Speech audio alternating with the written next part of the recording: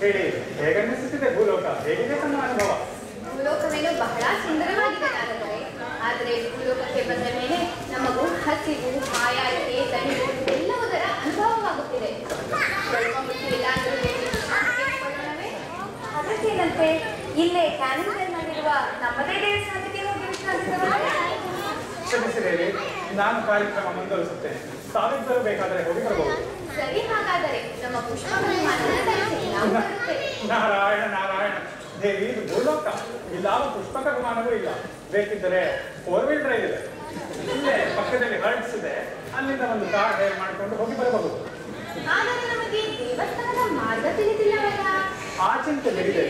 ಮಾನವರು GPS ಹಿಡಿದಿದ್ದಾರೆ, ಅದು ನಿಮ್ಮನ್ನ ಕರೆದುಕೊಂಡು ಹೋಗುವುದು. ಸರಿ, ಹಾಗಿದ್ದರೆ ನಾವಿನ್ನು ಹೊರಡುತ್ತೇವೆ. ಹೋಗಿ ಬನ್ನಿ. ಮತ್ತೊಂದು ಎಚ್ಚರಿಕೆ, ಕಾರನ್ನ ಸ್ಪೀಡ್ ಲಿಮಿಟ್ಗಿಂತ ಹೆಚ್ಚು ಗತಿಯಾಗಿ ಚಲಿಸಬೇಡಿ. ಮಾಮ ಬಂದು ಬಿಡ್ತಾನೆ.